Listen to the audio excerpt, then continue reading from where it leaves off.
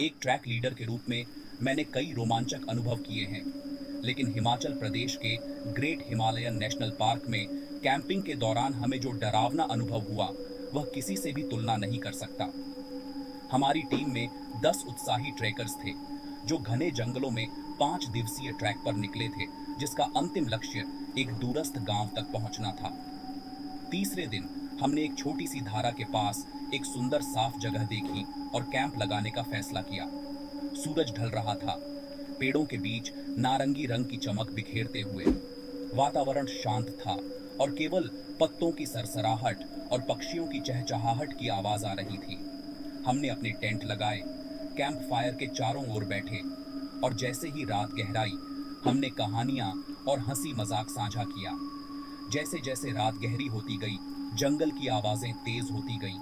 कीड़ों की चहचहाहट और रात्रिचर जीवों की दूर दूर से आती आवाजें एक अजीब सा संगीत बना रही थी। हम इन आवाजों के आदी थे, लेकिन उस रात हवा में कुछ अलग था, एक अजीब सा डर जो हम में से कोई भी हिला नहीं पा रहा था। आधी रात के करीब जैसे ही हम अपने टेंट में जाने वाले थे, हमने घने झाड़ियों से एक नीची गरजती हुई आवाज सुनी। हर कोई खामोश हो गया, आवाज के स्रोत का पता लगाने के लिए अपने कानों को जोर से खींचते हुए। मैंने अपनी टॉर्च पकड़ी और समूह को पास रहने का संकेत दिया। आवाज फिर आई, इस बार और जोरदार, हमारी रीढ़ में सिहरन दौड़ाते हुए। हम वहीं खड़े थे, डर से जड़बत, जब अचानक अंधेरे में एक जोड़ी चमकती आंखें दिखाई दी, जो मेरी टॉर्च की रोशनी से परावर्तित हो रही थीं। वे जमीन से बहुत ऊंचाई पर थीं, इन जंगलों में किसी भी झांत जानवर से कहीं ज्यादा ऊंचाई पर। आवाज एक बहरा कर देने वाली गर्जना में बदल गई, और जो भी यह था वह हमारी ओर बढ़ने लगा। उसके भारी वजन से झाड़ियों में दरारें पड़ती हुई। आतंक ने हमें जकड़ लिया। हमने जो भी अस्थायी हथियार मिल सके, छड़ी पत्थर जो भी हमारे पास था, उसे पकड़ लिया। मैंने समूह को पास रहने का आदेश दिया, कैंप फायर के चारों ओर एक सख्त घेरा बनाते हुए। प्राणी कैंप फायर की रोशनी के घेरे के बाहर रुक गया। एक पल के लिए पूर्ण खामोशी छा गई, केवल हमारे दिलों की तेज धड़कन इसे तोड़ रही थी। फिर कहीं से प्राणी ने एक और भयानक गर्जना की और आगे बढ़ा। आग की लपटें तेज हो गईं और उस संक्षिप्त तीव्र रोशनी में हमने उसे देखा। एक विशाल छायादार आकृति, मोटे फर से ढकी हुई, जिसकी आंखें हमारी आत्मा में झांकती हुई लग रही थीं। यह किसी भी चीज से अलग था, जिसे मैंने पहले कभी नहीं देखा था।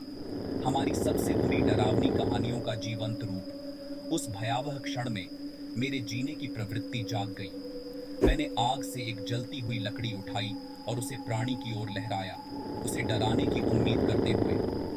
हमारी भारी राहत के लिए प्राणी पीछे हट गया, अचानक चमक से विचलित हो गया। उसने एक आखिरी गर्जना की और अंधेरे में गायब हो गया। उसकी चमकती आंखें धीरे धीरे फीकी पड़ गईं। हम पूरी रात कैंप फायर के पास ही जमे रहे, सोने की हिम्मत नहीं कर सके। हर पत्ते की सरसराहट, हर टूटने वाली टहनी हमारी धड़कनों को तेज कर देती थी। जो जंगल दिन में इतना शांतिपूर्ण लगता था, वह अब एक जीवित, सांस लेता हुआ इकाई बन गया था, जिसमें छिपे हुए खतरे और अनदेखी आंखें थीं। सुबह होते ही हमने जल्दी से अपना सामान पैक किया और उस खुली जगह से दूर जाने की जल्दी में थे। जो भी हमें पिछले रात आतंकित कर रहा था, उससे जितनी दूर हो सके। गांव की यात्रा एक खामोशी से भरी हुई थी। हम में से हर एक अपने विचारों में खोया हुआ था, रात की डरावनी घटनाओं को बार बार दोहराते हुए। जब हम अंततः गांव पहुंचे, तो हमने अपनी कहानी स्थानीय लोगों को सुनाई, अविश्वास या मजाक की उम्मीद करते हुए। इसके बजाय उनके चेहरे गंभीर हो गए और उन्होंने समझदारी भरी नजरें साझा की। उन्होंने एक प्राचीन कथा के बारे में बताया, जंगल के एक संरक्षक की, जो भूमि को अतिक्रमणकारियों से बचाता था। उन्होंने माना कि हमने इस संरक्षक का सामना किया था और हमारे जीवन के साथ भाग्यशाली थे। आज तक उस रात की याद मुझे डराती है। ग्रेट हिमालयन नेशनल पार्क कई रहस्यों को समेटे हुए है, और हमारी मुठभेड़ एक चौंकाने वाली याद दिलाने वाली थी कि हमारे ग्रह के अज्ञात और अनछुए कोनों में क्या छिपा है। एक ट्रैक लीडर के रूप में मैंने हमेशा किसी भी स्थिति को संभालने की अपनी क्षमता पर गर्व किया है, लेकिन उस रात मुझे एहसास हुआ कि इस दुनिया में ऐसी ताकतें हैं जो किसी भी व्याख्या को नकार देती हैं। ताकतें जिन्हें हम समझने के लिए नहीं बने हैं।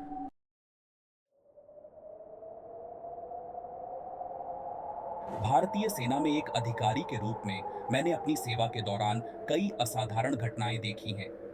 हालांकि सियाचिन ग्लेशियर की यात्रा के दौरान मेरी टीम और मुझे जो भयानक अनुभव हुआ, वह किसी भी चीज से तुलना नहीं कर सकता। स्पष्ट कारणों से मैं अपना नाम गुप्त रखना चाहता हूं। ये 2019 की सर्दियों की बात है और हमारी यूनिट सियाचिन ग्लेशियर के पास एक नियमित गश्त पर थी। ठंडी हवा और पतली बर्फीली हवा ने हर कदम को चुनौती बना दिया। हमारा मिशन क्षेत्र की सुरक्षा सुनिश्चित करना और किसी भी असामान्य गतिविधियों की जानकारी जुटाना था। सियाचिन ग्लेशियर, जिसे दुनिया का सबसे ऊंचा युद्ध क्षेत्र कहा जाता है, एक अत्यधिक कठोर और अलग-थलग जगह है। हमारी यात्रा की दूसरी रात तापमान लगभग -30 डिग्री सेल्सियस तक गिर गया था। हमने एक सुरक्षित जगह पर शिविर लगाया, जहां ऊंची बर्फ की दीवारें थीं। खामोशी भयानक थी, केवल हवा की चीख पुकार ने इसे तोड़ा। एक साधारण भोजन के बाद हम अपने टेंटों में आराम करने लगे, उम्मीद करते हुए कि अगले दिन की कठिन यात्रा के लिए कुछ आराम मिल सके। आधी रात के करीब मुझे एक अजीब आवाज से नींद खुली। एक नीची, गरजती हुई आवाज जो हमारे टेंट की बर्फीली दीवारों से गूंजती हुई प्रतीत हो रही थी। पहले तो मैंने इसे हवा समझा, लेकिन आवाज तेज और स्पष्ट होती गई। मेरी अंतर्दृष्टि जाग गई और मैंने अपनी टॉर्च पकड़ी, अपनी टीम को सतर्क रहने का संकेत दिया। हम सावधानी पूर्वक बाहर निकले। हमारी सांसें ठंडी हवा में धुआं बनकर उभर रही थी। चांदनी में बर्फ से ढके पहाड़ों की छाया भयावह लग रही थी। हमने क्षेत्र का सर्वेक्षण किया। हमारी आंखें अंधेरे में समायोजित हो रही थीं। अचानक हमने उसे देखा, एक विशाल आकृति जो चांदनी के खिलाफ खड़ी थी। यह किसी भी चीज से अलग था जिसे मैंने पहले कभी नहीं देखा था। कम से कम 8 फीट ऊंचा, मोटे, उलझे हुए बालों से ढका हुआ। उसकी आंखें एक भयानक प्रतिबिंबित प्रकाश से चमक रही थीं और उसकी उपस्थिति ने एक जबरदस्त खौफ पैदा कर दिया। एक पल के लिए हम डर और अविश्वास से जड़ हो गए। यति या एबोमिनेबल स्नोमैन की कहानियों को हमेशा मिथक के रूप में खारिज कर दिया गया था, लेकिन यह यहाँ हमारे सामने खड़ा था। एक अधिकारी के रूप में मैंने हमेशा तर्क और कारण पर भरोसा किया था, लेकिन यह सभी व्याख्यानों को धता बता रहा था। उस प्राणी ने फिर से एक गर्जना की और मैं उसकी कंपन को अपनी हड्डियों में महसूस कर सकता था। यह हमारी ओर धीरे धीरे चलने लगा। हमें जल्दी से कार्य करना पड़ा। हमने इशारा किया कि धीरे धीरे पीछे हटे, प्राणी को उकसाना नहीं चाहते थे। जैसे ही हम पीछे हटे, वह प्राणी रुक गया और हमें देखता रहा। उसकी आंखें हमारे समूह से कभी नहीं हटी। हम अपने टेंट तक पहुंचे और अपनी राइफलें उठाईं, लेकिन वह प्राणी बेफिक्र लग रहा था। उसने एक और गर्जना की जो पहले से भी ज्यादा जोरदार थी और हमने धरती को कांपते हुए महसूस किया। उस क्षण में मैंने महसूस किया कि हमारी हथियारें इतनी प्राचीन और शक्तिशाली चीज के सामने बेकार हो सकती हैं। मेरे एक सिपाही राज ने सुझाव दिया कि हम फ्लेयर्स का उपयोग करें ताकि उसे डराया जा सके। कांपते हाथों से हमने फ्लेयर्स जलाए जो ग्लेशियर के पार एक चमकदार प्रकाश फैला रहे थे।